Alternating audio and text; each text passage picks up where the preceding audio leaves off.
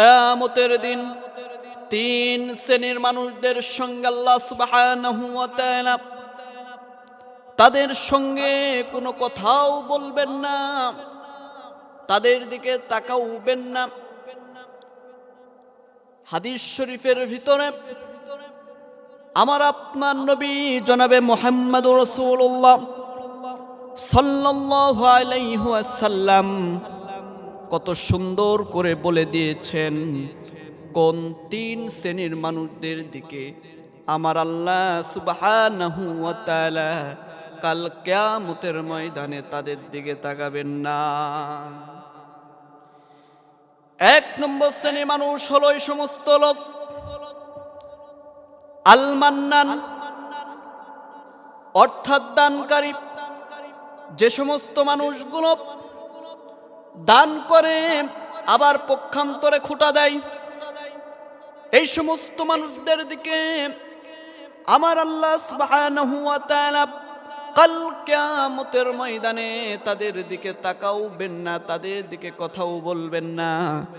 আর আমার আল্লাহ সুবহানাহু ওয়া তাআলা যদি আমার আপনার দিকে না তাকায়, না কথা বলে, তাহলে কাল কিয়ামতের ময়দানে আমাকে আপনাকে কিন্তু জাহান্নামে যাইতে হবে। দুই নম্বর হলো আল্লাহর নবী জনাবে মুহাম্মদুর রাসূলুল্লাহ সাল্লাল্লাহু আলাইহি ওয়াসাল্লাম সুন্দর করে বলেছেন দুই নম্বর শ্রেণীর মানুষগুলো হলো যে সমস্ত মানুষগুলো টাকনুর নিচে কাপড় পরিধান করে, ওই সমস্ত মানুষদের দিকে আল্লাহ সুবহানাহু ওয়া তাআলা কাল কিয়ামতের ময়দানে তাদের দিকে তাকাবেন না।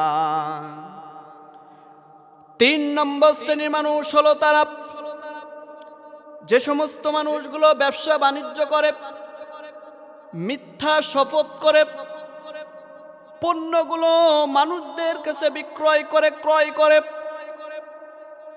অর্থাৎ আমি মনে করেন 100 টাকা দিয়ে একটা জিনিস কিনেছি, কিন্তু আরেকজনের কাছে আমি মিথ্যা কথা বলে তার কাছে সেই পণ্যটা আমি বিক্রয় করতেছি। অর্থাৎ আল্লাহর কসম, এরকম বিভিন্ন কসম কেটে পণ্যগুলো ক্রয় বিক্রয় যখন করব, ওই সমস্ত মানুষদের দিকে আল্লাহ সুবহানাহু ওয়া তাআলা কাল কিয়ামতের ময়দানে আমার আপনার দিকে কিন্তু তাকাবেন না। আর আমার আপনার দিকে আল্লাহ রাব্বুল আলামিন রহমতের চাদর হয়ে আমার আপনার দিকে যদি না তাকাই, আমাকে আপনাকে কিন্তু কাল কিয়ামতের ময়দানে জাহান্নামের ভিতরে যাইতে হবে। সম্মানিত মুসল্লিনে কেরাম, এই তিন পাপা কাজ থেকে আল্লাহ রাব্বুল আলামিন আমাকে আপনাকে যেন হেফাজত করেন।